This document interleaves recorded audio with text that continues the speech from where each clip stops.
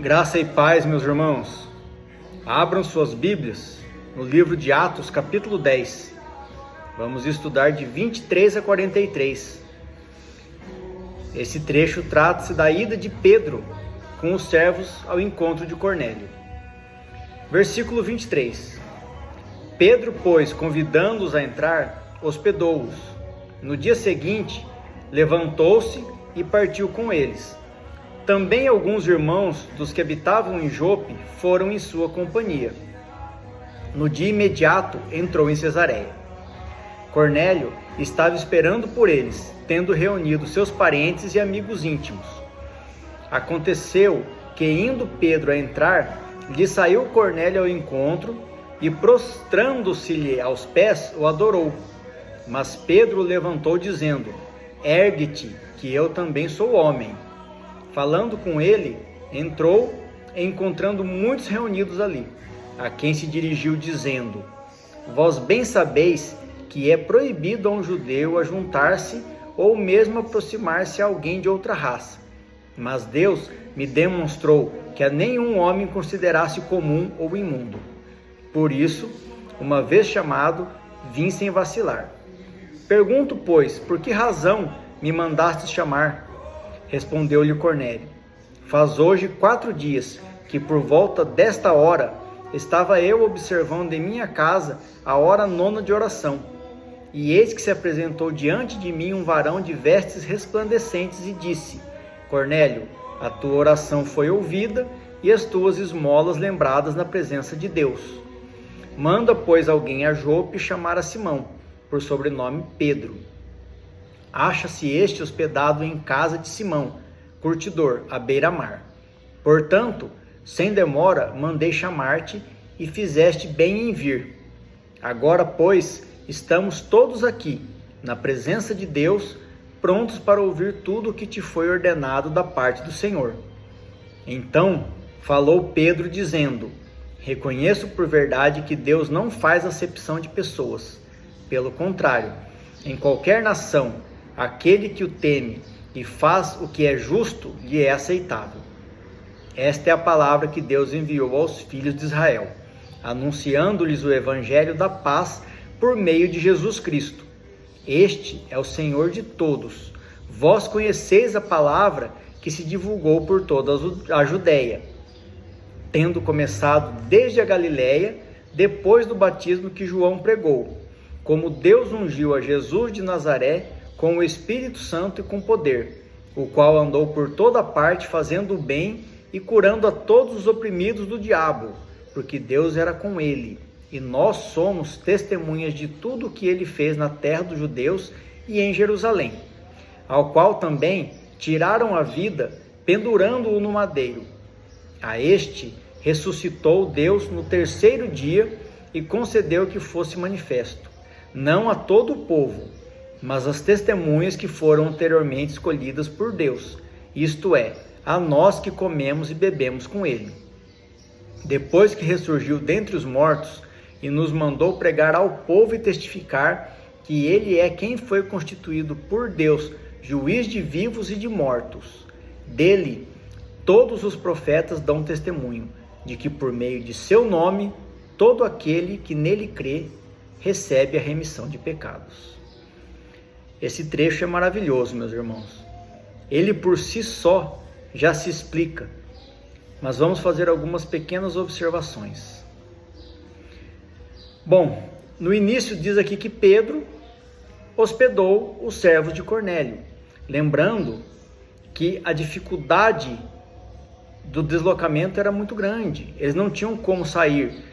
Pelo entendimento do texto aqui, eles levaram 2 dias para chegar até Jope e depois novamente 2 dias para retornar a Cesareia. No versículo 24 diz assim: Cornélio estava esperando por eles, tendo reunido seus parentes e amigos íntimos. A vinda de Pedro a Cesareia era um evento para eles.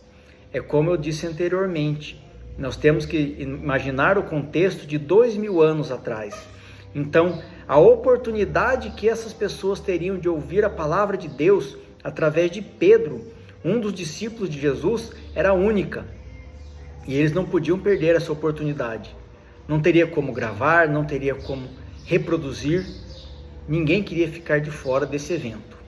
No versículo 25, aconteceu que indo Pedro a entrar, lhe saiu Cornélio ao encontro e prostrando-se-lhe aos pés o adorou. Para vocês verem como o entendimento nem sempre é o correto.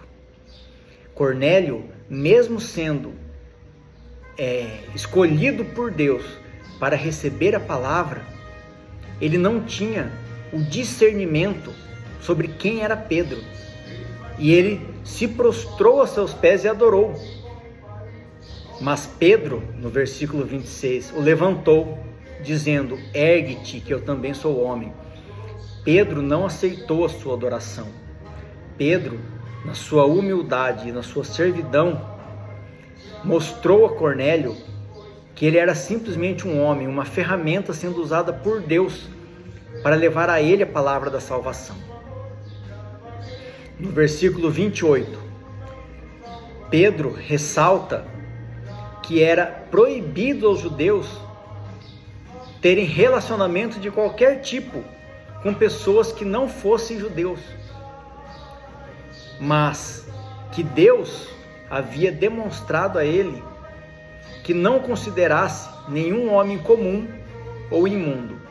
Ou seja, o entendimento de Pedro a respeito daquela visão espiritual que ele teve no estudo anterior, sobre o lençol descendo sobre a terra, sobre os animais, enfim, era justamente esse, que Deus não fazia distinção entre as pessoas, que considerava todos dignos de receber a salvação.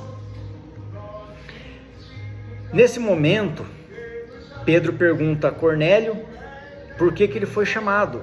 E aí Cornélio faz toda a descrição da história, como nós já vimos no vídeo anterior. É a mesma história. Versículo 33.